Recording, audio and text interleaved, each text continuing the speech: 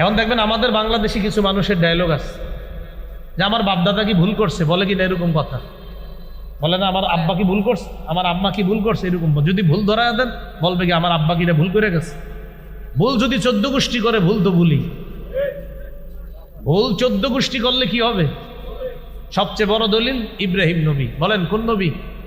ইব্রাহিম নবী তার আব্বা আর তার জাতিকে বলতেছে, আচ্ছা আপনারা যাদের সামনে মাথা ঝুঁকান এরা তো লা ইয়ানফাউকুম শাইআ ওয়া লা ইয়াদুররুকুম, উপকারও করতে পারে না ক্ষতি করতে পারে না, এদের সামনে মাথা ঝুঁকান কেন? তো তারা জবাব দিত কি? বাপেও জবাব দিছে, 14 গোষ্ঠী জবাব দিল ইব্রাহিম নবীকে।